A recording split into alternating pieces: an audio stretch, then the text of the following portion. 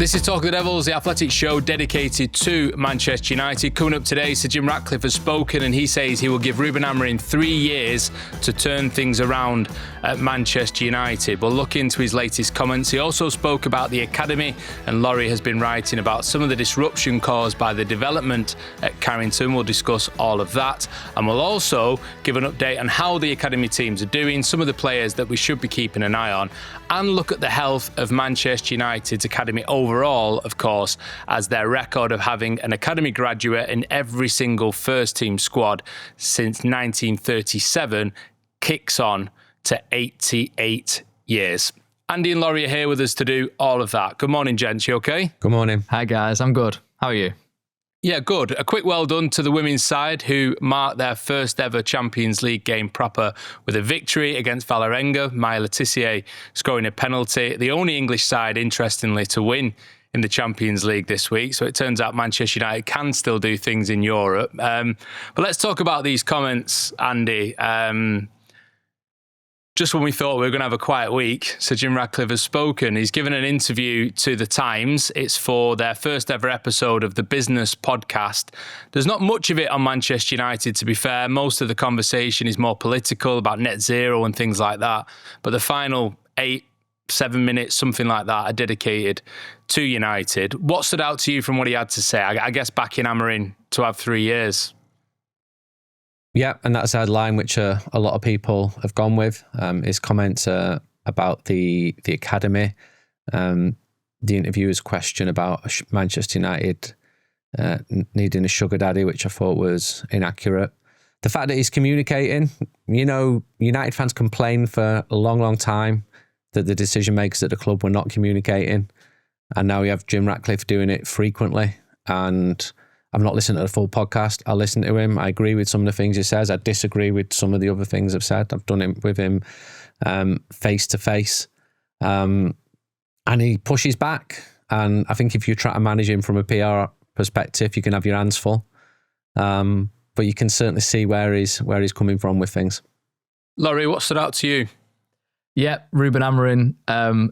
He sort of got there through a few different questions, right? It wasn't an immediate response to what do you think of Ruben Amorim. He sort of started with, he's a good guy, really like him, sort of suggested that journalists are a bit knee-jerk. I mean, for somebody that says he doesn't read the press, he obviously mentions the press quite a lot. So I wonder if he does have a little cheeky read of articles here and there. Well, I do wonder how someone who says that they don't read the press can then say that the main reason that people don't think things are good at Manchester United is what the press has to say. And I'm not being sensitive. Straw man argument that. I mean, it's fans, it's players. There's so many different facets. It's results. Yeah. So it's been a year of very bad results. So I think that's not a knee-jerk reaction. That's quite a wealth of information that you've got there. Yeah. That being said, I obviously was accused of rage baiting before the Sunderland game. So I don't know what Jim Ratcliffe's doing by saying he's got 3 years to, you said one get game. This right. Yeah. So I'll wait and see what the reaction is on this one. Really interesting point on the Glazers as well, because, good question put to him that could they just step in here? Could they actually, they are the majority owners. What is this agreement that they've got? Jim Ratcliffe said there is probably something, legal, but we've put it in, in a document, bottom drawer. We haven't looked at it since. And yeah, I mean, to my knowledge, the Glazers wouldn't, step in on something like this. It's to Jim Ratcliffe, it's his football leadership team that obviously take that kind of decision. But I think the Glazers do have opinions, as you mentioned there, the excos, I think that is something that they would, have an eye on as we go along. They obviously want the club to do well because it means, a higher value to the club. And, to a degree that they are, Joel is a fan. I think you can maybe argue, but, and Andy's point there in terms of the kind of supposition that United need to rid themselves of a sugar daddy, I thought was laughable, really, given the £1 billion of debt that the Glazers have put on United. Now he's obviously alluding to Ratcliffe putting in his own money, 50 million for the training ground, and I think it's sort of $300 million overall. Now that was an agreement as part of the deal that he had, so he had to do that to sort of make up for the gap that United lost through the COVID pandemic. And I don't believe that there's actually a mechanism for him to put more money in if he wanted to, even, because that would dilute the shareholding and the Glazers wouldn't allow that. So I think it's not really even a point to raise, to be honest. But anyway, yeah, I thought the Glazers aspect of it, and I thought Ruben, the backing for him, were the two big takeaways for me. Yeah, Andy, fundamentally, I think this is what we wanted from a leadership, an executive of Manchester United, was to have a clear direction, to have a clear vision, to not react to, knee-jerk, to not be knee-jerk in their reaction to things. So a lot of what Sir Jim Ratcliffe says, I think is positive.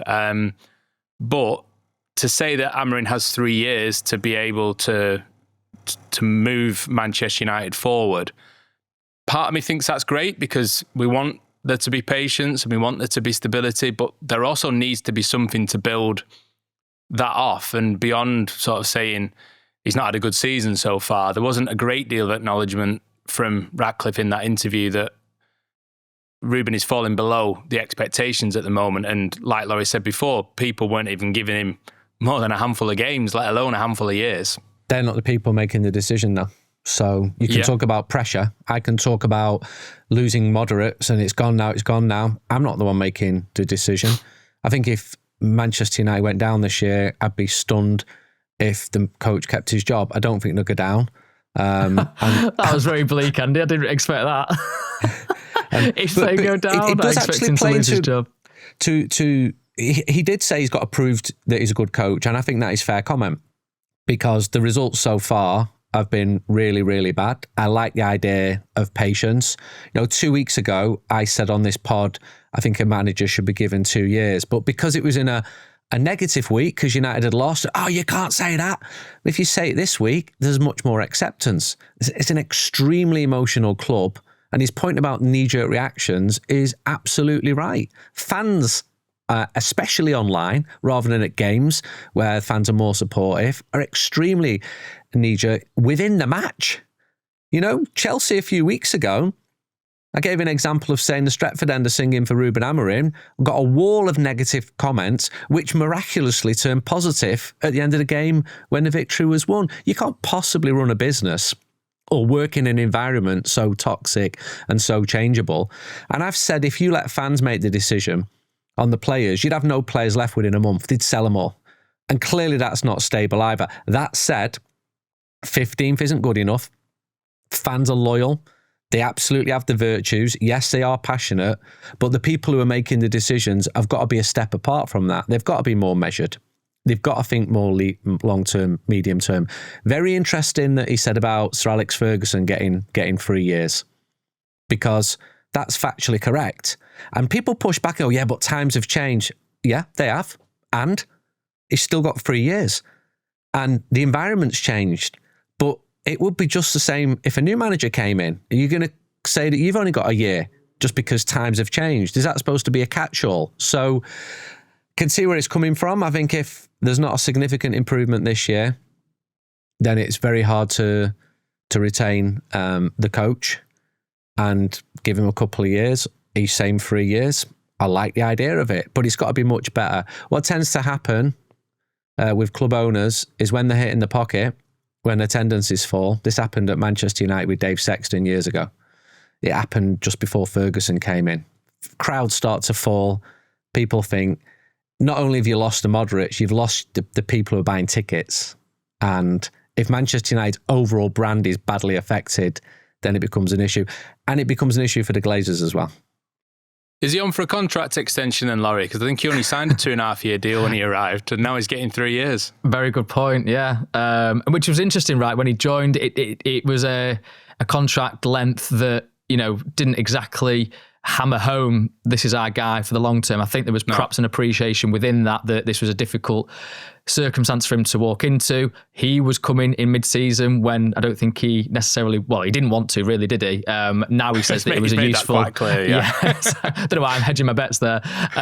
Now he says that it was useful to kind of, assess the lay of the land and figure out some of his players, and then you could come into the summer market with a bit of a head start. But nevertheless, that was, not what he intended, and United sort of, managed to persuade him otherwise. But then I think also the overall length of the contract, as you say there, it's interesting, right, that Ratcliffe has kind of gone further than that. So let's see. I think it is a fascinating aspect, isn't it, on what is happening at Manchester United. I think a lot of the fans would want a head coach, a manager to be there for the long term. They have the vision of Sir Alex Ferguson as that ideal. Clearly times have changed, but I do think it comes down to results, Ruben Amorim's relationship with his players, but at the moment it feels like the executive are absolutely behind him. So you're not going to have the people that are the football leaders make a recommendation to Sir Jim Ratcliffe to make a change. And so I think he's basing his thoughts on that. Yeah, another aspect that I thought was intriguing, Andy, was when he was talking about making Manchester United the most profitable club in the world. I know that that's not an ambition that supporters are going to be singing from the terraces necessarily, but there was certainty with what he said. He was pretty certain that was going to happen for Manchester United. And he talked about these two sides of the club, the business side and the sporting side. And when it came to the sporting side, he said that if United get to the point where they are the most profitable club with certainty, that he hopes that will affect the football side. So it definitely feels like, from the way he's even speaking, getting into some of the semantics of what he was saying, he feels much more confident that the business side is sorted and that the sporting side is the aspect that still needs the work. He does, but isn't that chicken and egg? Surely if Manchester United are in the Champions League winning league titles, the business side flourishes as well in the business of football.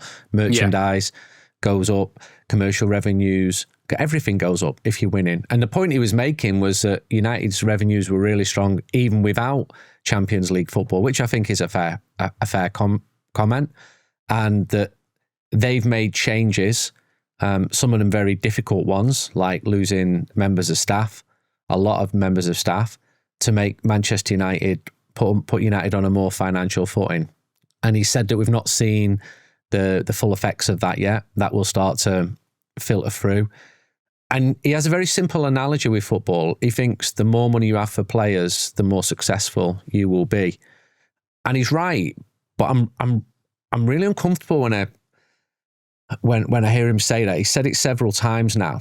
I'm uncomfortable when I see people losing their jobs or when fans are being asked to pay more for tickets just so that you can put the wage of a player up from £220,000 a week to £250,000 a week. Something doesn't sit right with me there, but I cannot change the global economics of football. Grow the revenues, fine, but I'm always going to be careful of things like ticket prices and how it affects match-going supporters, because those people really, really matter to me. I started a fanzine to fight for those type of supporters, and my stance has not changed on that. United were losing money. That had to change. I think he's critical of how the club was run. Some of the changes absolutely were necessary. He used the word bloated. I used the word bloated in an article last year, and someone at the club said to me, I don't like the fact that you've used the word bloated. Well, fine, Jim Ratcliffe used it, but the club had become bloated. On that theme, Andy, I think it was really interesting that Sir Jim Ratcliffe mentioned the Snapdragon deal and the Adidas deal, which were two huge pillars of United posting record revenues that they've just done recently for the annual accounts. Two people that were pretty involved, probably responsible for those deals, have now left the club. So you had Tori Timpson, who engineered the Snapdragon deal. She went across to San Diego at expense. So that was one of the criticisms, that it takes a lot in terms of commercial spend to kind of engage these partners and make sure that they feel comfortable with committing this kind of finance to a club. She left, and James Holroyd, who was basically responsible for the Adidas deal, really good deal, he's now chief executive of Burnley. So it's interesting to me how United will move past that when you've got people that are obviously pretty good at their jobs, I would say, even with that potential criticism of, did it need that much money spent on it to get these deals? And can United keep doing that without the success? If they aren't a successful football club, can you really get these brands to associate with you? It's going to be fascinating to see. But clearly that's what Ratcliffe thinks that United should have been much more profitable. They shouldn't be losing money. United should be able to make enough money themselves, should be run well enough to, probably record profits in moments. It comes down to player trading, really. That's where United have made the big losses. I know that the club certainly, I think, had some efficiencies to be made, but I think getting recruitment right and being successful on the pitch is the overriding reason as to why a football club can be profitable. And he did mention the players that have come in, and I think most fans are having those players. I think most fans are satisfied with the recruitment over the summer. He mentioned the 2 Premier League proven ones and the 2 younger ones, the Lemons and Shesko. I think that is a fair comment as well. But we've probably got to go through 2 or 3 more transfer windows, and with everything being as well as we hope for Manchester United to be capable of having a team that is hopefully capable of challenging for a title. Yeah, and of course, off the field, the changes are continuing as well. There's an article on The Athletic explaining Manchester United's decision to appoint Brentford's Chief Operating Officer, Amish Manek, as the new Director of Football Operations to start in 2026. And if you want to know more about that, go and have a look at Critch's article.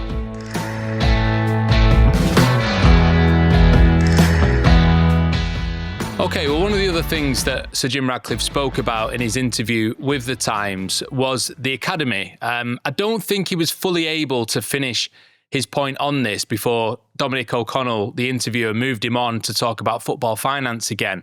But basically, he did say this, that the academy has really slipped at Manchester United. You need the academy to be producing talent all the time. Andy, like I say, maybe not fully able to explain what he was getting at in that interview. So what do you think he meant?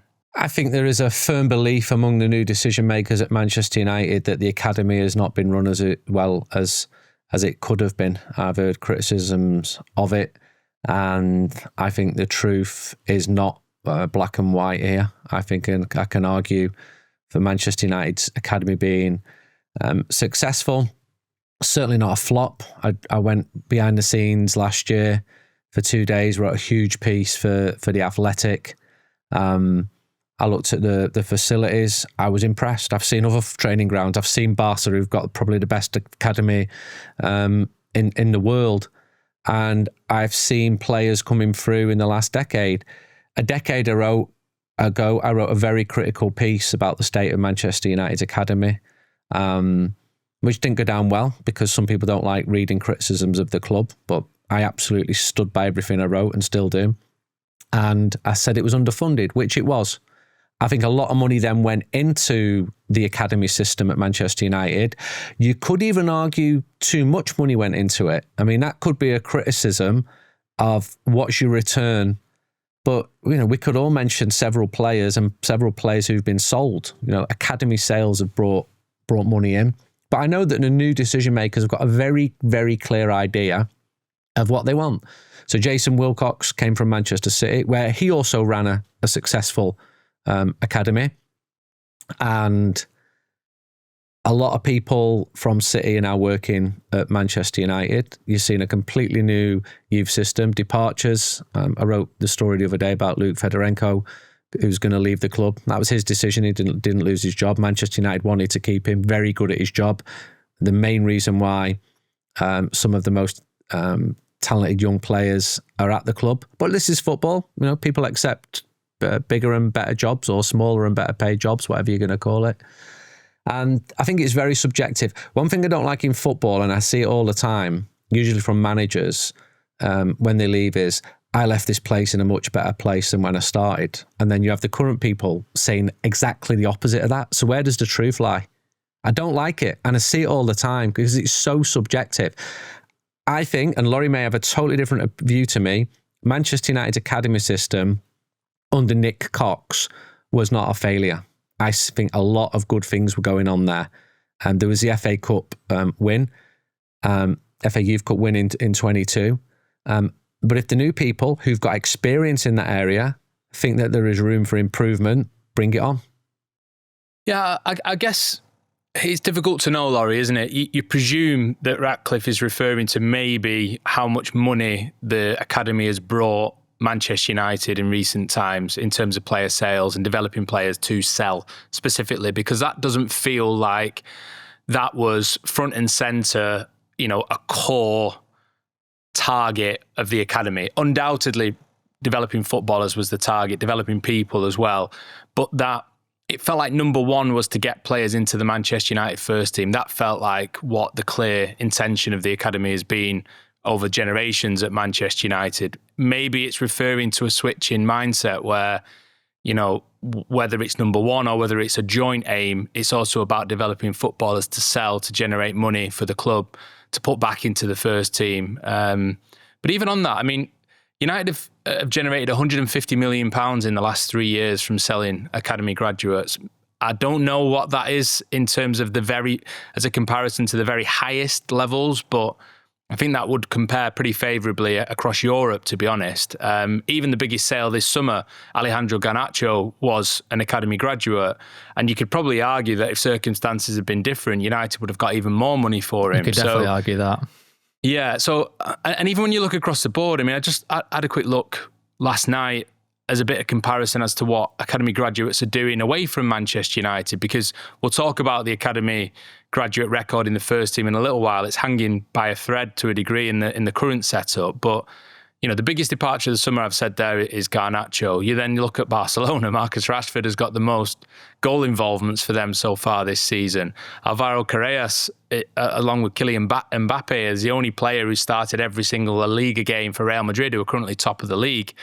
Scott McTominay won Player of the Year in Serie A last season. Mason Greenwood, and I know obviously there's a lot more attached to why he's not at Manchester United, but he's the top scorer in France last year. So, even with Kobbie Mainoo, all right, he's not getting a game for Manchester United at the moment, but the academy produced a player who was capable of stepping into the first team, scoring the winner in the FA Cup final in his first 6 months as a senior footballer, and then ended up starting the Euros final for England as well. So there's quality there, undoubtedly. Well, you've not even mentioned Dean Henderson at Crystal Palace, FA Cup winner, Anthony Elanga at Newcastle now, obviously had a really good season at Forest, James Garner, who's starting for Everton. So you've got like quite a few players here that I think would tap into what United should be about, and that ideally you want them to play for the first team. That's what the club has been built on. That's the heritage of Sir Matt Busby, of Jimmy Murphy. You've got their statues at Old Trafford, and Sir Alex Ferguson, clearly class of 92. So that is a thread that absolutely should be honoured and cherished, in my opinion. If the players are decided that they aren't good enough, then yeah, obviously you want the academy to be a business as well, and you get the right money for them at different times. I reckon you could probably argue that they haven't got maximum value from some of them, but at the same time, it's perhaps a difficult trading space for United at this moment in time. Clearly, Garnacho could have got more money if he hadn't been exiled. That's just a fact of the matter. And now they're talking about Kobbie Mainoo. He's not being selected. What's going to happen to him in January? He obviously already asked to leave on loan. I would imagine that situation gets revisited in January, given the current circumstances. But that's a football decision that, for example, Ruben Amorim is making and is being supported in by the current executive. So what's to say that another football manager would have a different opinion and think, actually, he's somebody that I can really build a team around. So that is a very subjective thing. I think what we're seeing is a change in approach, really, because you're getting the Man City approach, aren't you? You've got Omar Barada, who was at Manchester City, Jason Wilcox, who's risen from technical director to director of football. His, most of his working life has been since he retired from playing at Manchester City in the academy system.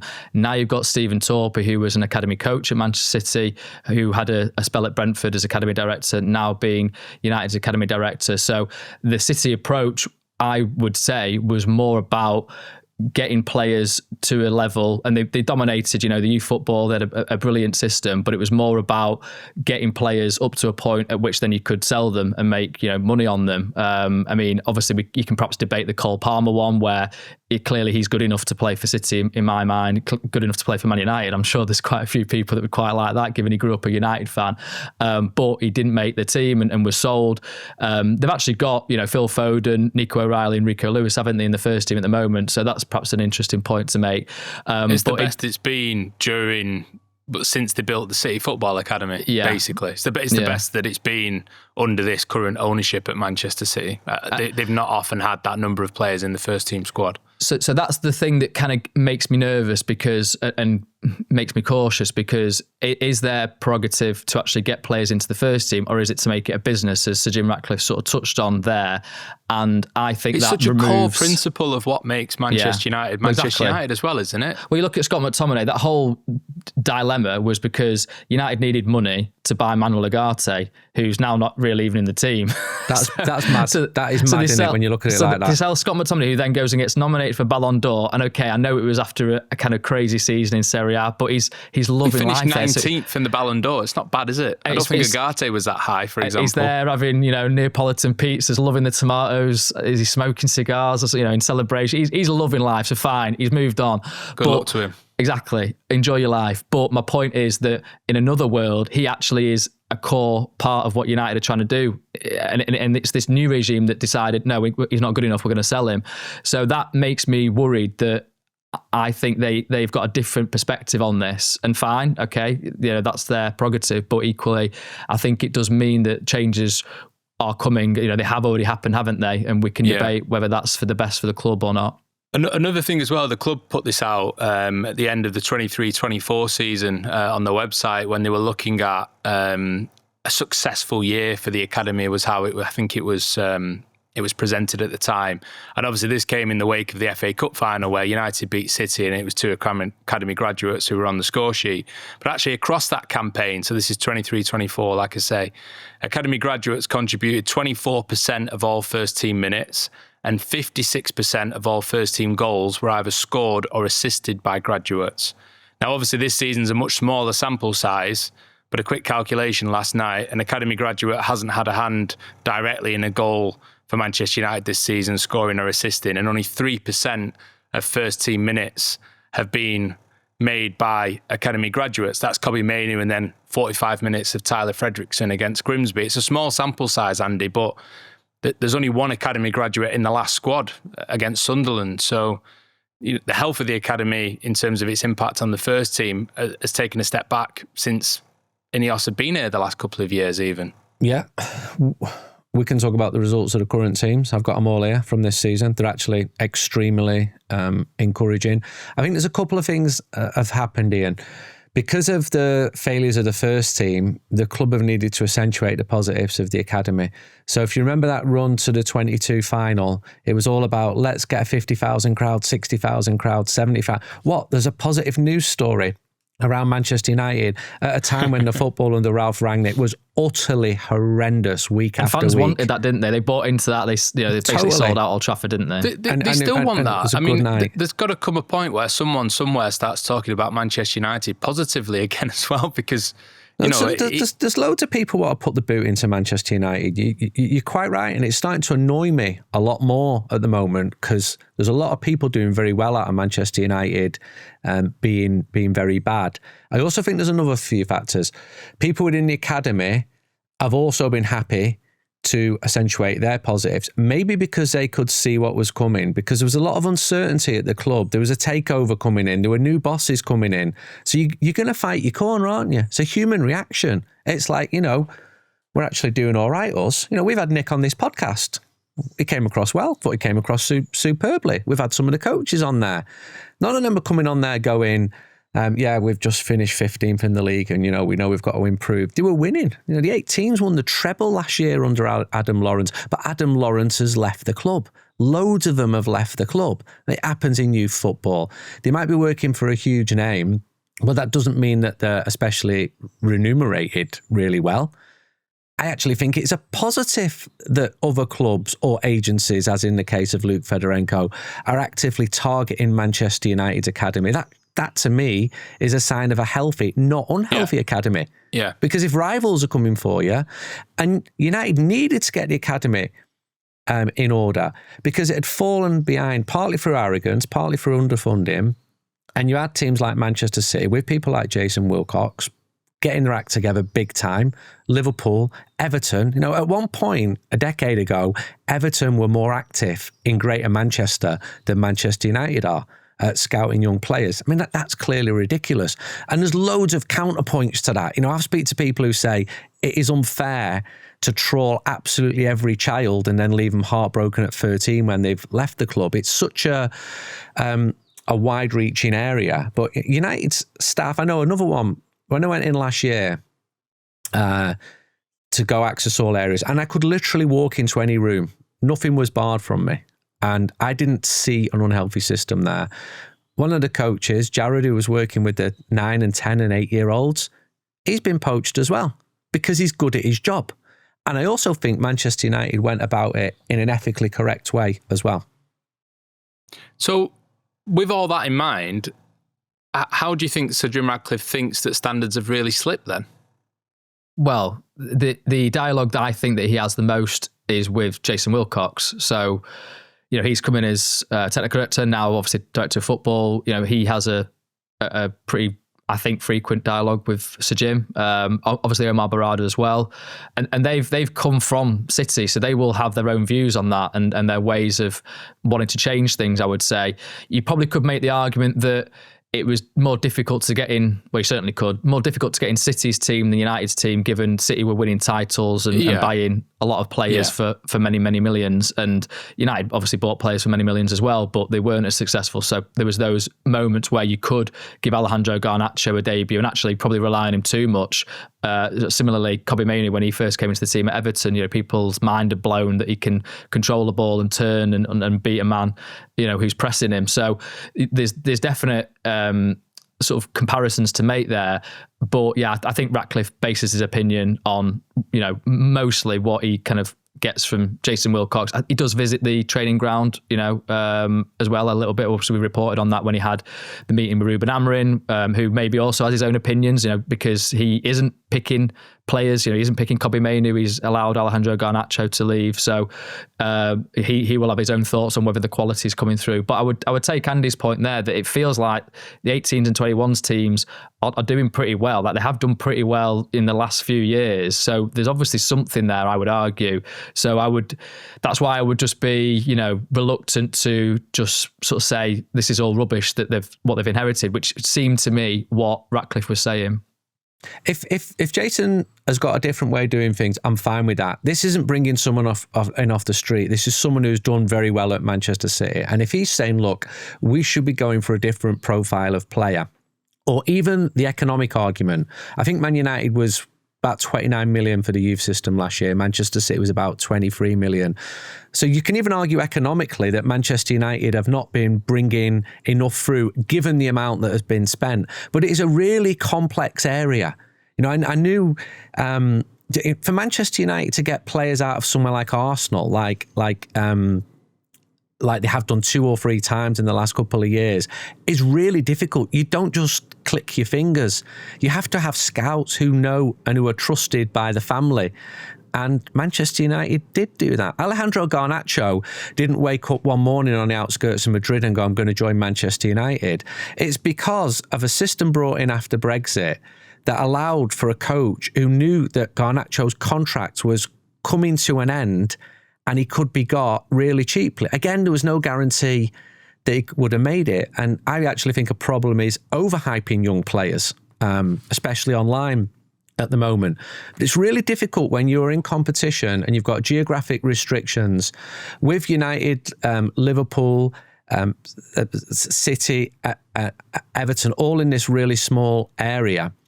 And then you've got smaller clubs like Burnley going, you're not going to get a sniff at somewhere like Man United, come here instead. And I know the conversation between a leader at Man United and a leader at Barcelona 2 years ago. And the Man United person said to them, how'd you get all these players from around Spain? How'd you get Gavi when he's from 5 hours from Barcelona? How'd you get Pedri? And he went, well, we just sign him. And he's like, we're not allowed to do that. And there's way more competition in the Premier League. Like, if you're Barcelona and Real Madrid, you just get who you want, effectively. You just get who you want. So you can go to Seville, which is a 9-hour drive away, and you just get the best players. You cannot do that in the Premier League. So it needs to be fully resourced. You do need good facilities. There's been times where, I remember 5 years ago saying to Ed Woodward, there are youth teams getting trained in porter cabins, and he looked up to me and went, how do you know that? I went, it's my job to know, Edward. And funny you should say that, Andy. But I went there last year. There is a brilliant new room for parents to watch the have a coffee in and wait for the games. To me, to my eyes, and I'm not in youth football every single day, it looked like a really smart facility. I know loads of people who work there. I can argue and have written about Old Trafford's need for development or changing more than anybody. The need for a reserve stroke women team specific stadium. But it's Ed Woodward now. Just fact check him. Hi, Ed. So yeah, Ed says porta cabin is a registered trademark. The word you should have used is temporary building.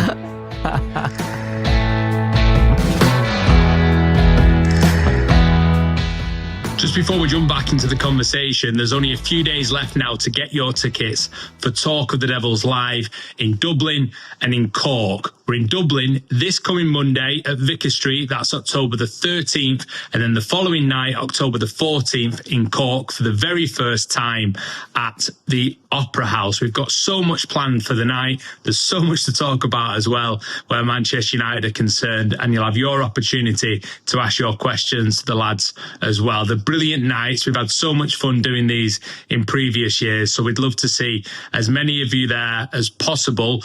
Belfast and Manchester are now sold out, but there are tickets for our November show in London at Soho Theatre in Walthamstow on the 11th. All the details on how to buy tickets are in the show description. Cheers.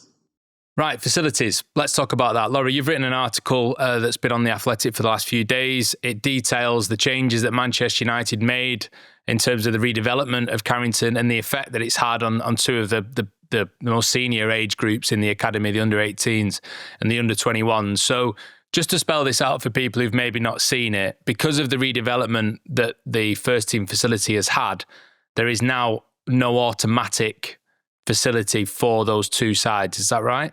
Yeah. So basically, as it was in the old building, they actually had a dressing room in the ground floor, also some office space on the upper deck and medical room that was sort of down the corridor from the senior medical room. So you had them, I suppose, a sort of sense of belonging maybe. You know, they go through the main entrance as the first team players would do, and there'd be a chance to kind of mingle maybe in the canteen with first team players. And now United, when they were reconstructing the main building at Carrington, decided to make a change and remove those teams from that space, which you can debate really, because I think there is an argument to be made about it. You know, the first team facilities needing to be something to aspire towards, and you know, it's not just sort of on a plate for you, and there's that kind of element of working towards it. But there then, I don't think was at that point a provision made for what we're going to do with them when this building is complete. So in that time, you had the first team move across to the women's facility that was open in like 2023, and then the academy teams all kind of mingling in the academy building, which I know it might sound mad that they don't have a sort of designated space for the 18s and 21s in that building, given it is called the academy building, but there's a lot of players, there's a lot of age groups. They're kind of, the dressing rooms are decked out really for younger age groups, I would say. So you'd have a bit of a carousel of where the 18s and 21s were changing. Now, obviously, the first team have gone back into the main building. The women, when they were moved out of their building, there were temporary cabins constructed. You know, they're pretty good quality for what they are, but it is temporary, right? So there's only so much you can do with them. But that's where the women were, and they had a good season last season, but they've moved back into their facility. And now the decision has been made, because there's some debate about whether these sort of temporary cabins would stay. Modular building is another term for them, because there was some debate about where the first team paddle court was going to go. That was one of the areas that was sort of designated for that. Also, United are renting it, so there's a cost to it, and it kind of looks out of keeping with the general aesthetic of the training facility. So yeah, but it's going to stay because that's where they need the 18s and 21s to go. So there's been, I suppose, some questions about what's the long-term solution for this then, because that is, I don't think, an optimal sort of place for them to be, you know, for the foreseeable. Now, the positive news is that United do want to upgrade the academy building. to my knowledge, it's become a bit worn. So this is a different building, the one that Andy was mentioning there, where parents can get cups of coffee like by the side of the pitch. This is something that was built, originally in the 2002 when Carrington were open. It's had a couple of refurbs, but from what I'm told, in the last sort of year or so, because of the redundancies, because of the staff cuts, the maintenance of the building has deteriorated, and therefore there's been some issues there. But United want to build a new facility, and so that's fantastic, but it's millions of pounds away, you'd imagine, and several months, if not more than a year, I don't know, 2 away. There's no plans at the moment for it. So I got a bit of criticism actually on the Athletic for sort of framing it as a negative story. As Andy's saying, some of us are making loads of money out of writing negative stuff about Man United. I'm joking there, obviously. But the framing of it was kind of questioned, which I can understand people saying that, maybe the headline should be, United are building a new academy facility. Fantastic. My point would be that I'm reporting what is here and now. That's kind of hypothetical in a way. What's here and now is that they've been shifted out of the main building, which I didn't know. I don't think people would have thought had happened, these kind of 2 teams that are on the cusp of making it into the first team. They do have dressing rooms in the main building for first team players that are kind of emerging. So like a Diego Leon can go in there. If you're training with the first team, you can get changed in there as well. It's usually 2 players per session. It's kind of a rotation basis, but they don't have anywhere to call home, shall we say. But yeah, so the way I phrased it was what I knew to be the case right now. And as we say, I think United probably did have a bit of a run-up time to plan something, get something in place. They will say that with Nick Cox leaving, that was something that they wanted to wait until Steve Torpey was in position to kind of see what his ideas would be on it. But I think that's, it's been a long time coming. It wasn't known that Nick Cox was leaving until more recently. So you've got this kind of situation coming to a climax for a long time. And I think something could have been organised in that period, to be honest. But yeah, let's see. If they can get a new academy building out of it, then absolutely fantastic. Yeah, it sounds like the club do acknowledge that the facilities as they are not ideal for these teams. I'm sure they'll say that the facility, temporary or not, has still got first class, equipment and facilities within them. And actually, Andy, looking at the results of the teams and the health of the under-18s and under-21s, it doesn't seem to have affected them on the pitch necessarily. No, you're right. They've both played 12. They've both won 11 out of 12. The 18s had a little bit of a collapse against Manchester City. They were 2-0 up and lost 4-2. I think JJ Gabriel is the star of the show. He turned 15 the other day in terms of his goal-scoring ability for the 18s. The players... Who else has done well? Jim Thwaites, who's transitioned into the first team, started dominating. We keep seeing his clips everywhere online. Samuel Lusale, I'm not sure if I've pronounced that correctly, was signed from Crystal Palace. He got 2 against Middlesbrough and his assists are coming, so it looks like he's growing in confidence. He's settling in. And as for the other age group, there's been... The 18s is very young and you've got certain players playing up. And they're finding the feet, they're getting settled. I'm told that Darren Fletcher's really got them in sync. I hear decent things about him. In terms of Travis's team, which is the 21s, I think it's harder because you've got so many lone players going out. So it's harder to get a settled squad. He's basically working with the team that won the treble under Adam Lawrence. And he's got them playing well. You've got both Fletchers in the middle of the park. You've got James Fitzgerald, Chido Obi, who's getting loads of minutes, which he needed. Maybe he was over-promoted last year and he needs minutes at this level to help him develop. He's still very, very young. And he's shared game time with Victor Musa, Gabriel Biancheri, Jayden Kamarson, who's another who's had a good start to the season, but he's now picked up a bit of an injury. He's a right back for the 21s. So look, if both teams are winning 11 out of 12, that to me is A star, A plus, call it what you want. And if I was saying here now that they've won 1 out of 12, I wouldn't be anything like as optimistic. Yeah, it was at Old Trafford actually for the 21s game, wasn't it? I know I sort of sent my video in, which was gratefully received by you guys, no doubt, on a previous podcast. We squoze it in just about. Squoze it in, but it was intriguing to me that Chido Obi didn't play at all, and it was in the midst of this sort of 5-game streak to of 5 games in 12 days. But I wonder if that's something that gets visited in January, you know, whether a loan for him is something that might appeal, because, you know, having been around the first team picture to then go back to the 21s is a bit of a change for him. And does he now need that step to kind of challenge himself against sort of mature senior defenders? Let's see. I also thought it was a really notable one that, Jack Fletcher was playing left back in that game, and then Bendito Mantato played at left back as well, instead of Diego Leon, who wasn't featured at all. He's been on the bench a couple of times for United since that point, but I think he'd had a bit of a struggle with the Liverpool game for 21's 45 minutes came off before then. But yeah, Jack Fletcher is a sort of left back, and he's played there since, actually, in the game away at Everton, which I thought was interesting. So not his ideal position. He's definitely better sort of breaking through midfield into attack, but he's a left-footed player, and maybe you could see that one developing over time. Yeah, we should point out as well that Shea Lacey was training with the England senior team. I think he's part of the under-20s setup at St George's Park, and had that opportunity to train with Thomas Tuchel's team, which is a great opportunity for him.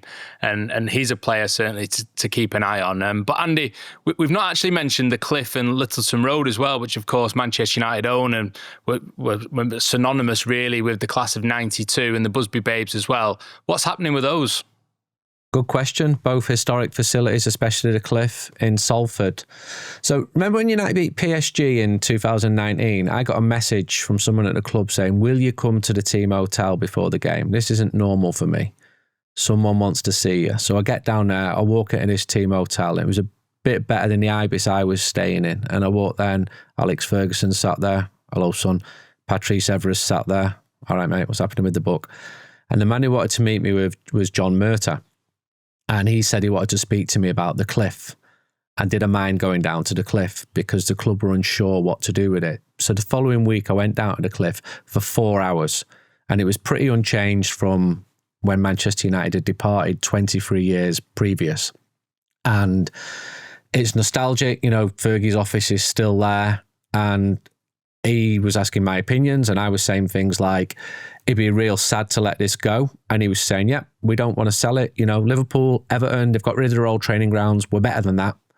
And I'm like, could it be used as for a facility for the reserves, as a stadium for the women's team? Just thinking out loud, you know, because you've got this facility there. And then that was that. 5 years later, in fact, into this year, this March, I went down to the Cliff. I made a little film about Rotterdam. We started filming at the Cliff. It had not changed one bit. So this, for me, just shows what life's like under the Glazers. It's not about infrastructure. The club has been too much more about commercial, and everything else has been left to slide, which is why we're having these conversations, which is why Carrington was needed, and a big chunk of investment has gone into Carrington. So what then happens with the Cliff? It's not the biggest priority for Manchester United. And you can attach too much to sentimentality and to history. But wouldn't it be great if it could be used as a facility for the club, or as some type of community facility? It is still in use. The really young teams still do use it, but it absolutely needs some investment going into it. Just to finish then, Laurie, Tony Park is the author who has kept a very close eye on Manchester United's record over the years of having academy graduates in the first team. It was his work, really, although the club say that they tracked it as well, based on his work, that underlined the fact that United had this incredible record. And it's such a fundamental to what makes, in my opinion anyway, the club what it is. So since the 30th of October 1937, I'm sure people are aware of this, United have had an academy graduate in every single squad. So Tony says it goes back 4,329 first team games, 88 years it will be at the end of this month, 150 plus internationals, 300 plus players, 20,000 plus appearances. Now the club numbers differ slightly, so you probably noticed Tyler Fredrickson, the latest one to have been given his debut, was number 254. So there is maybe a little bit of differing, but this is something that needs to be protected, isn't it? Ruben Amorim said in a recent press conference he will not be the one to end it, so that's reassuring. But across the club, whatever the plan is, whoever's vision it is, this needs to be at the core of Manchester United, doesn't it? I know it's not just about the tokenism of keeping the record going, but that almost means they have to work to ensure that it's not tokenism, that this continues. Yeah, for sure. And I was actually at an event yesterday where one of those people that might keep the record going was on stage, Tom Heaton, who, is, I know, sort of second, third choice goalkeeper, but he's still a player and he's been on the bench at times this season. So, he would count towards that record maintaining. But more than that, that probably, would be, that wouldn't be the ideal situation for this to kind of keep continuing. You'd want it to be somebody that's in the team that's making an impact. But he was touching on sort of the way he came through at the club. Ryan Giggs was on stage as well about the way he was sort of brought up, and Tony Strudwick as well, who used to be head of performance at United and was also looking at the academy, was working at the academy before he departed. And they were all really interested on how United in the past, or certainly even now, have kind of tried to create talent to come into the first team. And one of the things I thought was quite notable was sort of multi-sport. That was something Tony Strudwick was advocating, and how he can remember sort of using sort of rock climbing or parkour and circus skills even as sort of for the kids in summer school. And he told a good story about Kobbie Mainoo having to kind of run and sprint up a wall and give a high five to a picture of Sir Bobby Charlton, and then before landed on crash mats. And so that's the kind of stuff that I'm not saying, you need to be doing all these kind of crazy things, but it was interesting to me that you had these people that obviously come through a system which was a high pressured environment, but there was still that space for enjoyment. Tom Heaton actually referenced a chat that he'd had with Kobbie Mainoo this week, where he said that, United, the way they bring you through is about freedom, is about expression on the pitch. It's not necessarily about you have to be in this position at this exact moment. And so that, you've got different opinions on that throughout the academy system, to be honest, but that feels like something that United should still tap into amid all this question about let's make it profitable, let's make it a business. I still think at the core, it should be about, kids having enjoyment and being super talented, and then giving a platform to go and achieve that. So yeah, I just thought it was an interesting point to reflect on, and then hopefully that feeds into Tony's stat that he did fantastic work to unearth. I know that I spoke to him at the time when the 4,000th game came up, and I was sort of mind boggled at how many documents he'd had to go through and all the different research he did to compare it to other clubs around the world like Ajax and Barcelona and other clubs that you think would have a really good record. So yeah, I think it's something that United should definitely cherish. And so far, United have made the noises that they want to keep it. Ruben Amorim said it, as you say, but I think it needs to be more than just doing it for the sake of it. Yeah, absolutely. And that seems like a good place to leave the conversation. It won't be the last time we talk about that record. It won't be the last time we talk about the Manchester United Academy. And let's hope there are more positive things to say as this season goes on. But for the minute, Andy and Laurie, thank you very much for being with us on Talk of the Devils. And thanks for your company, listening and watching along. We'll see you on the next one. Take care. Bye-bye.